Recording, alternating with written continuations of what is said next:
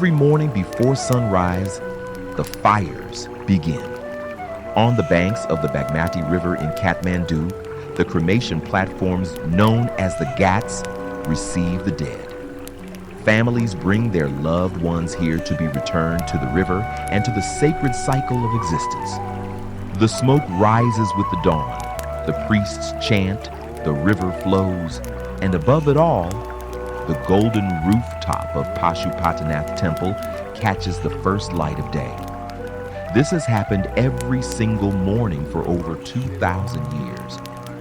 Pashupatinath is not a monument.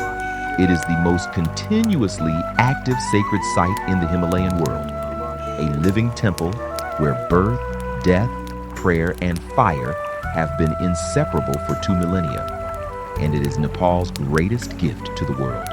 Did you know that Pashupatinath temple is one of the 4 most sacred Shiva temples in the world? The 4 are called the Char Dham of Shaivism: Kedarnath in India, Kashi Vishwanath in Varanasi, Somnath in Gujarat, and Pashupatinath in Nepal.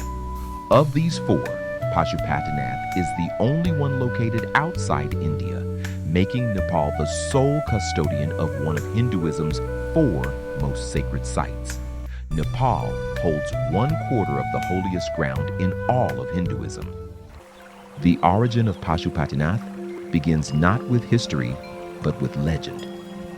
According to tradition, Lord Shiva came to the Kathmandu Valley in the form of a deer, Pashupati, the lord of animals. He rested in the forest along the Bagmati River. When the gods discovered him there, they begged him to return to his divine form. He refused to leave the beautiful forest. In the struggle that followed, one of his deer horns broke off and fell to the earth. And from that spot, a divine Shiva Lingam emerged from the ground. That sacred Lingam, Pashupati, is the object of worship at the heart of the temple to this day. The historical record begins in the 5th century AD, when the Lichavi kings built the first permanent temple structure here. But the site was considered sacred long before. Ancient texts describe pilgrims visiting Pashupatinath as early as the 3rd century BC. The sacred lingam at its heart has been worshipped without interruption for at least 2,300 years. It is the oldest continuously worshipped divine object in Nepal. Did you know that only Hindus are permitted inside the main Pashupatinath temple, making it one of the few UNESCO World Heritage Sites in the world with restricted access?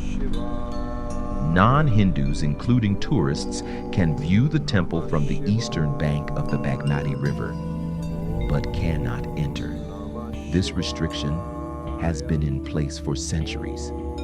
The innermost sanctum contains the sacred Pashupati Lingam, and the rituals performed around it require conditions of concentrated devotion that unrestricted public access would make impossible.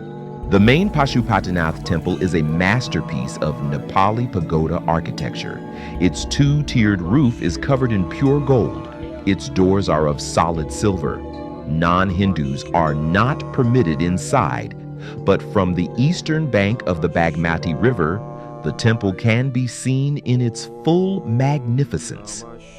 At the heart of the temple stands the Pashupati Lingam, a meter-high stone lingam with 4 carved faces representing the 4 directions and a 5th face pointing toward heaven. The 4 faces each represent a different aspect of Shiva: creator, preserver, destroyer, and the hidden divine. Together, the 5 faces represent the totality of the universe. Everything that exists has existed and will exist, embodied in a single sacred stone in a single temple on the banks of a river in Kathmandu. The temple complex covers over 246 hectares. It contains 518 individual temple structures. It sits on the banks of the Bagmati River. which ancient texts describe as a tributary of the Ganges and therefore equally sacred.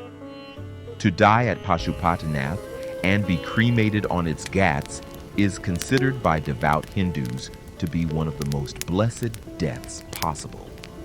It is believed to guarantee liberation, moksha, from the cycle of rebirth. This is why they come from across the world to die here. Did you know that the priests who perform the daily rituals at Pashupatinath are not Nepali? They are Brahmin priests brought specifically from the Indian state of Karnataka. This tradition was established centuries ago and continues to this day. The Karnataka Brahmins, known as ghats, are considered to have the precise ritual knowledge required to correctly perform the Pashupati puja. They live within the temple complex, serve for a fixed term, and are replaced by other Karnataka Brahmins when their term ends. The holiest temple in Nepal is served by priests who travel from 3,000 kilometers away to tend it. At dusk every evening, the arti ceremony begins. Priests perform the fire ritual, moving flames of camphor and ghee in elaborate patterns as hundreds of worshippers watch from both banks. Bells ring, drums beat. The Bagmati River reflects the flames, and the distinction between ancient and modern, between prayer and performance, between life and eternity, completely dissolves. Did you know that the Bagmati River, on whose banks Pashupatinath stands, is considered by Hindu scripture to be a tributary of the Ganges, making it equally sacred? A bath in the Bagmati at Pashupatinath is believed to carry the same spiritual power as bathing in the Ganges at Varanasi. Every year, Pashupatinath receives over 1 million pilgrims from across the Hindu world. For many of them, visiting Pashupatinath is a lifetime ambition.